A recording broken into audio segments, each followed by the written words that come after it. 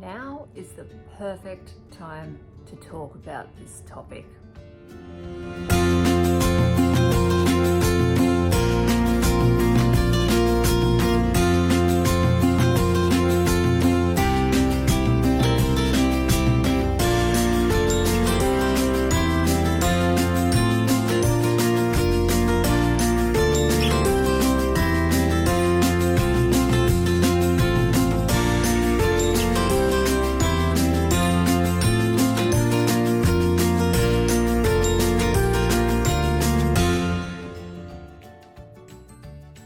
Hi guys, Blossom's Life here. Welcome to my channel.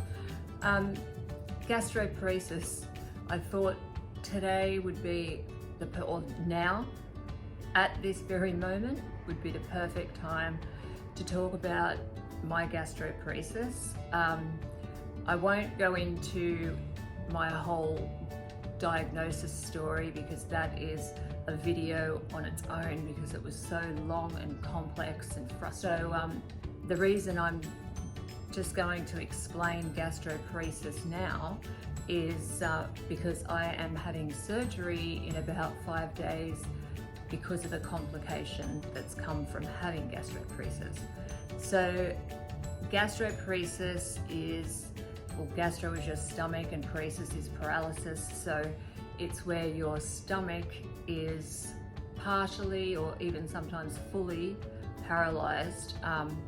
Your stomach after you eat empties extremely slowly and food can be left behind, which makes you feel sick. Even eating anything anyway can make you feel extremely sick. There are tests to check for how fast your stomach does emptying. That's called a gastric emptying scan. And with it comes a lot of uncertainties because it's a rare illness and it's chronic, so it doesn't go. There's no cure for it, and you just have to try and manage things that might pop up, kind of like what I will tell you shortly in this video about what happened with me. But the way I explained it to my family and everything was, it's not curable, it's manageable, but with it comes some complications or you know, maybe complications. Everyone's different with it. So say someone has a gastric emptying scan that shows that their stomach emptying is extremely slow.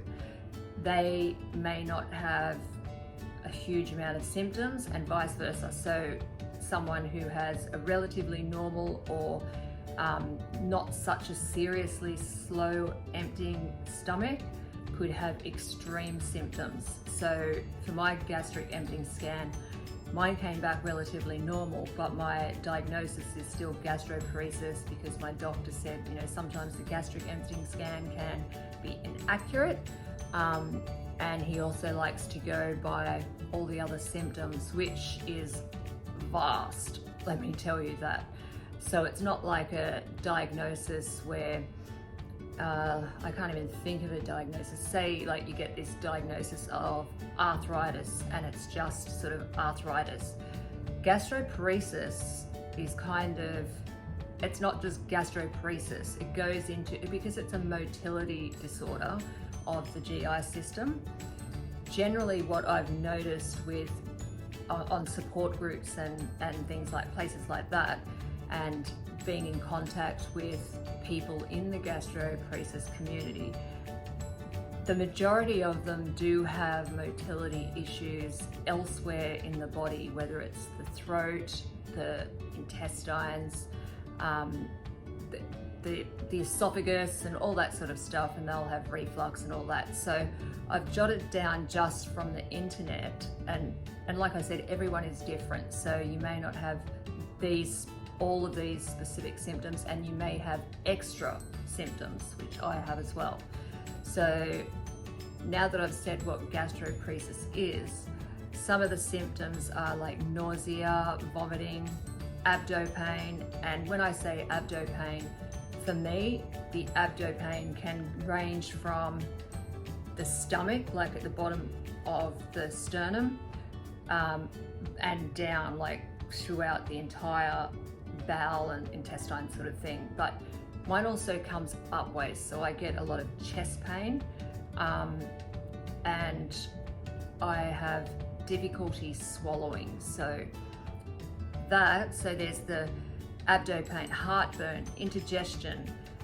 You get full very, very, very quickly when you're eating. Like, you might be able to have only a couple of mouthfuls and you might feel full. So there's that. You can vomit undigested food because it's not breaking down in the stomach the way it should. Lack of appetite, weight loss, and malnutrition, which is where I've found myself. And even like lack of appetite, you could have straight out lack of appetite, or people start to get an aversion for food because they know that when they eat and it goes into the stomach, that they will get pain or start vomiting or start feeling very, very sick. That's why sometimes when people get to the point where they lose too much weight and become very, very malnourished, like myself, last year they did put in an NG tube, so it went up and down into my stomach, and they wanted me to do bolus feeding at home, and I couldn't even get in 25 mils of a 200 ml bottle, which I was supposed to have 4 of those a day. I'd get like 25 mils in and I would start to feel extremely sick.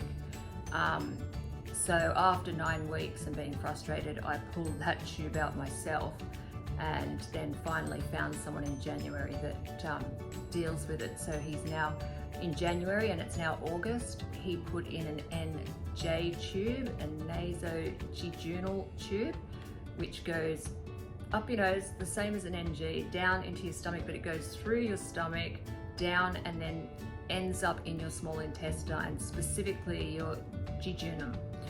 And so the foods, by bypassing the stomach and putting the formula feeds, if you need formula feeds, putting it into the intestine, there's a much higher chance of you not feeling so unwell or sick or vomity or whatever. Like, some people's symptoms will still make them vomit.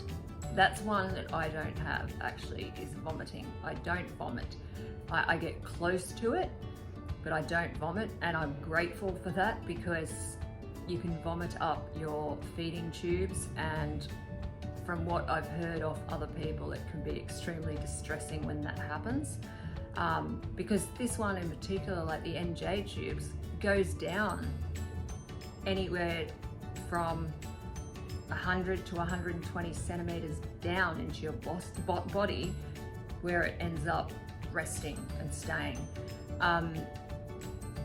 So I have now developed a complication.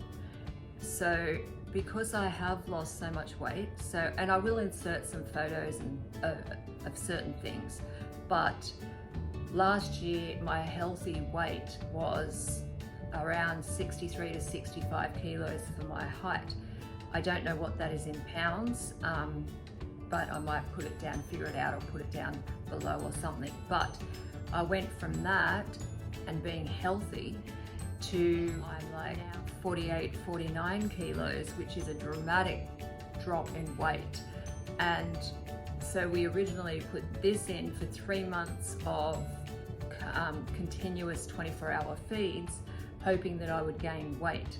But I have had a couple of tube changes and I haven't gained weight, not yet anyway. I've had 5 tube changes since I first got it in January, and a couple of those were because of blockages. One was because the longer you have these in, the stiffer the tube ends up getting, which then starts to become, for me, uncomfortable in my throat. And so I've had one, I think, removed because of that and then replaced.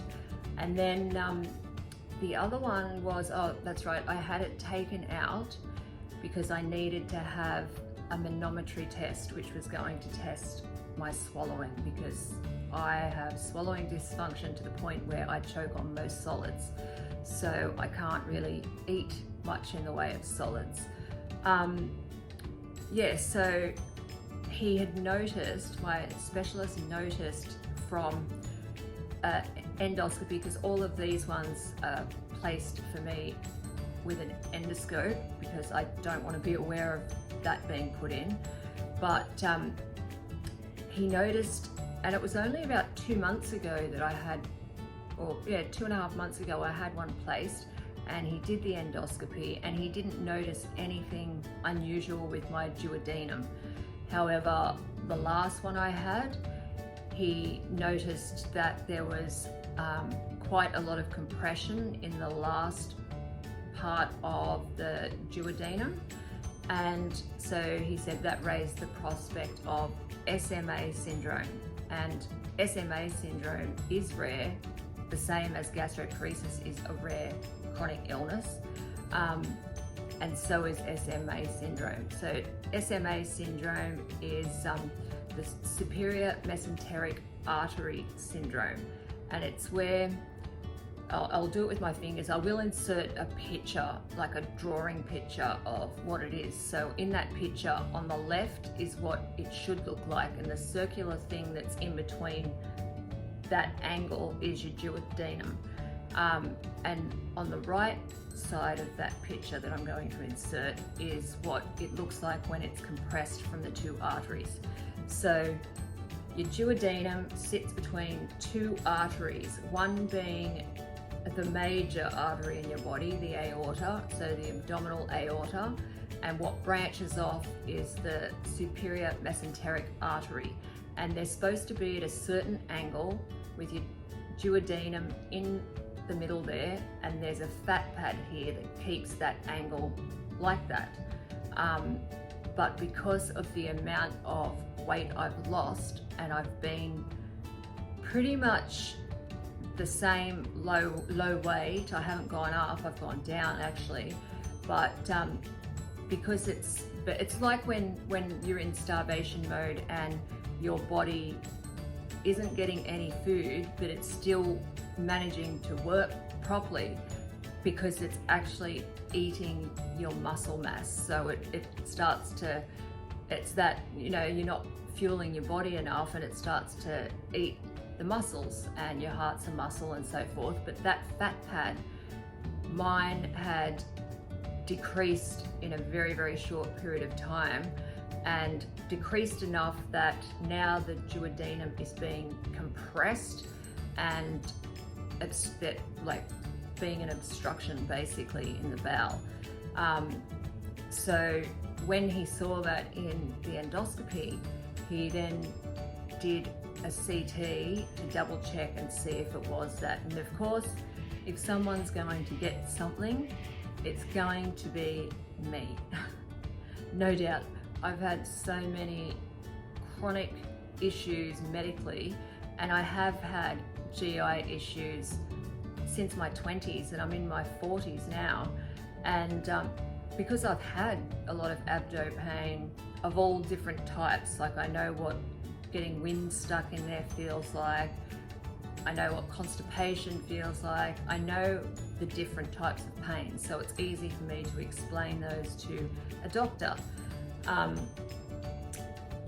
So I don't know whether this surgery, he said there's a 50-50 chance that this surgery can help, but because I have had so many issues, and it was, my life was, even up until more recently, I just thought those pains that I got was me, that was just my thing, that was my normal. But I was wrong, and it wasn't until January that I actually figured all that out, that everything I was going through with my GI system had a reason as to why it was doing that. So yes, going back to the SMA syndrome, and that being caused pretty much by excessive weight loss. So the surgery he's going to be doing, he's not doing because there's a couple of different ways to do the surgery, and the reason I'm bringing up the surgery is because when I do have it, I am going to try and vlog a little bit of my experience of what it feels like afterwards, or if I feel any different whatsoever, which I'm not very positive that it's going to make a difference, because I had all these pains and issues prior to my compression of the duodenum anyway. So it's kind of like he's going to be doing it and I won't notice that it's done anything, like apart from the fact that he will be moving it so that it isn't compressed. But symptom wise, I think I'm just going to be still getting the same stuff, so I won't, it's like kind of like, it sounds stupid, but I probably won't notice a difference. Yeah, so I'll try and vlog a bit of that, but I thought this was the perfect time to speak about one of my chronic illnesses, being gastroparesis, and how it's not just, and any other person that has it, and if they're watching this, they would probably agree with what I'm saying, that it's not just stomach, like as in emptying, like slow emptying of the stomach. I think the majority of us have other motility issues. Yes, so my massive one that affects me and being able to eat is how my throat has so much, or esophagus has so much, lack of functioning. So the peristalsis in the throat as well, to try and get the food down, my muscles are so weak that I can't get the food down and it gets stuck here. And disgustingly, I've had to teach myself how to gag and move my neck and everything in a particular sort of way to get what's stuck in my throat up. Yeah, so the causes also of gastroparesis. Now, let me just butt in here and say off topic that you will probably notice in a lot of my videos that I go back and forth, and I'll get ahead of myself and then go back and explain something else, because I just go with it when I'm doing a video. So I don't have a specific sort of way that I do things. But yeah, the causes can be being a diabetic, having previous stomach surgery of any type, and that's including like the bypass or the gastric sleeve or all that sort of stuff. The vagus nerve damage can cause paralysis throughout the GI system, and the vagus nerve it comes from your brain and goes all the way through your body and controls all the peristalsis of each area. So the peristalsis of the throat working down the food into the stomach, peristalsis in the stomach, then pushing it down into the small intestine, and then the small intestine doing the same peristaltic thing to digest the food. Yeah, and the vagus nerve, if it's damaged, obviously there comes like, motility issues. Also, idiopathic, it can be idiopathic. You can develop it for no reason really at all. And there's also people with eating disorders, which I have had anorexia off and on throughout part of my earlier life. And I think that in itself, and how badly I abused my body by complete starvation for like a year at a time, I think it most definitely has caused this issue with gastroparesis and everything else. But I have to say, when I can say that I was officially diagnosed with gastroparesis in January, but prior to that, last year, I hadn't heard of gastroparesis and it was never mentioned to me. So yes, I got on YouTube and typed up certain things to see what stuff was, and I found so many videos of people with gastroparesis, and it was like what they were saying would be how I would say I felt. Like it was like I was talking when I was watching them, that it was like they had the exact same problems as I do. Yeah, so hopefully I've shed light a little bit on, I know I'm not a doctor and I'm far from it, but when you do have a chronic illness, it's kind of like it's like when you're at school and you've got to do a project or something, and you try and find all the resources and everything you can about that certain thing. And that's what we have to do, because it is such a rare illness. Sometimes we do have to say to our medical professionals, like put them, or say something like, you know, I think I have this, I would like to have a test. Because yeah, it's rare, and it's not something that a doctor, like when you're presenting to emergency or something, it's not something that they would think about really at all. And a lot of gastroenterologists don't know enough either. But there are some, thankfully, that are knowledgeable in these sorts of, or with this sort of complex thing. And also, once you get that doctor that really gets you and really understands and listens to what you're saying and starts treating you the way you should, hold on to them, because that's rare as well, to find a specialist that knows all this stuff about these issues and knows how to manage them. So yeah, so I've built a rapport with my surgeon, because I know that I will be going in frequently to have tests or things done, or tube changes and all that sort of stuff. So yes, I thought, why not talk about, you know, gastroparesis and one of the complications that can come from that, which is what I have, the SMA syndrome, and yeah, and it needing to be fixed. So I'm really shitting bricks about that that surgery. I'm not gonna lie, I'm really nervous. They're doing it laparoscopically, but still, and he is doing the least invasive way, and that's what I was going to say earlier, and I didn't get onto it. There's a few different ways that they do the surgery. There's now this is a long one, so I'm going to try and get it right. It's a duodenogenostomy, which is essentially like a bypass, but with your with all the GI stuff.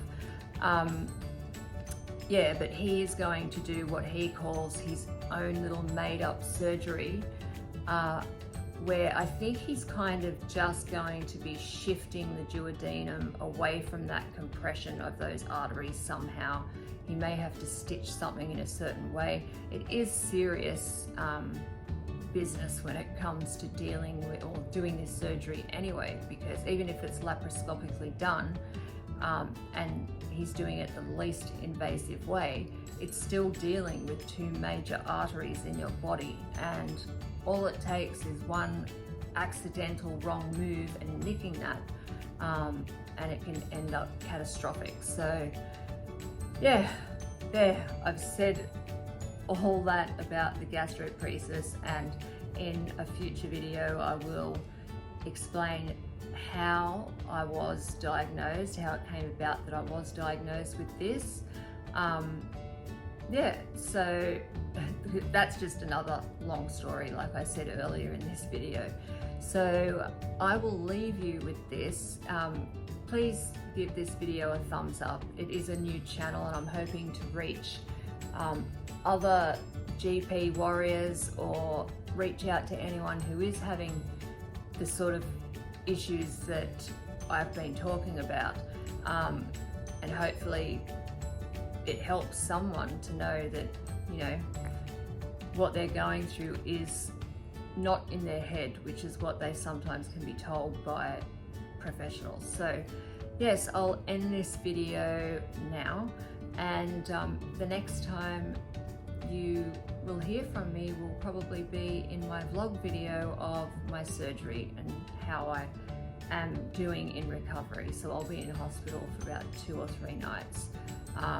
Usually you would only be in overnight, but I have POTS, so that kind of complicates things a little bit because my blood pressure is always extremely low for a couple of days after any sedation or general anesthetic. And I'm a falls risk, so I will be spending a little bit more time in hospital than what the usual person would. But yeah, anyway, hopefully I didn't bore you too much, but yeah, just giving some information and awareness of GP, gastroparesis, and just setting you up for my next video. So see you later, guys. Sorry if I sounded like constant talking, but yeah, thanks for watching. See you later, guys. Bye.